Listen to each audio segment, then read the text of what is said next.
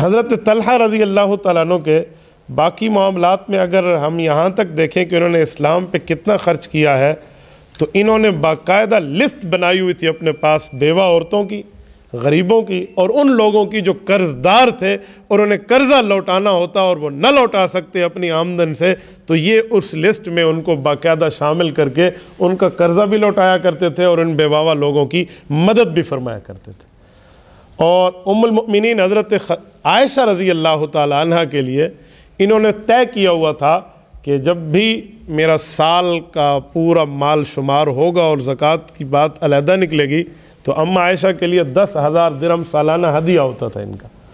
وہ کوئی زکوٰۃ کی مد میں نہیں تھا، ہدیہ کے مد میں تھا، تحفہ جسے گفٹ کہتے ہیں۔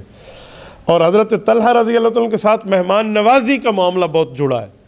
مسند احمد میں امام احمد بن حنبل حدیث لائے ہیں کہ ایک بار 3 شخص مسلمان ہو کر مدینہ طیبہ آئے تو حضور علیہ السلام کے ہاتھ پہ کلمہ پڑھ کے مشرف با اسلام ہوئے۔ ان تینوں نے کہا یا رسول اللہ اب ہم واپس اپنے گھروں کو نہیں جا سکتے، اب ہم نے کلمہ پڑھ لیا، ہمیں تو خاندان وہاں رہنے کی اجازت بھی نہیں دے گا۔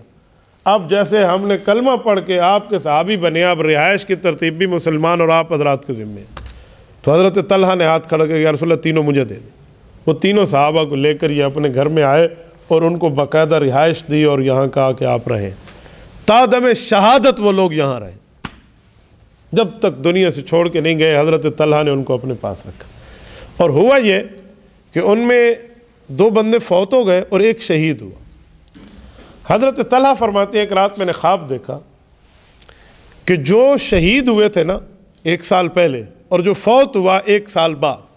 یہ فوت ہونے والا شہید سے پہلے جنت چلا گیا۔ میں اللہ کے رسول کے پاس آیا خدمت میں نے کہا یا رسول اللہ میں نے خواب دیکھا ہے، آپ اس کی تعبیر فرما دیں۔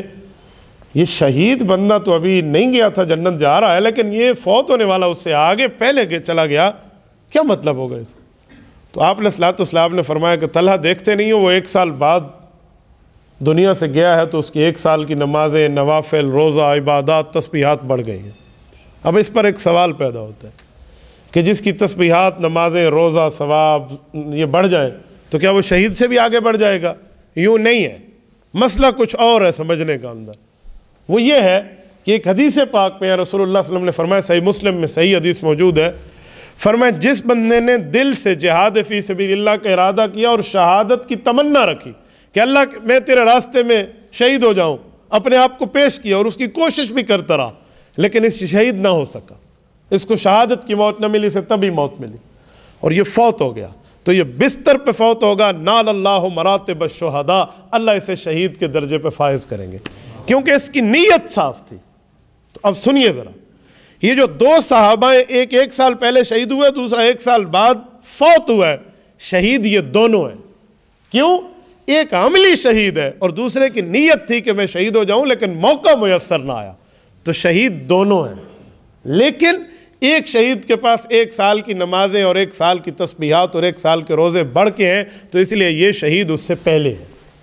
یہ نہ سمجھیں کہ صرف نمازوں کی بلبوتے پر شہادت سے آگے نکل گیا ہے، شہید ان دونوں کو شمار کریں گے، کیونکہ ایک کو بستر پہ موت ہے لیکن صحیح نیت تھی کہ شہادت ملے، مل نہ پائی، وہ قسمت کی بات تھی، تقدیر کی بات تھی، اس نے تو خود کو پیش کر دیا تھا نا۔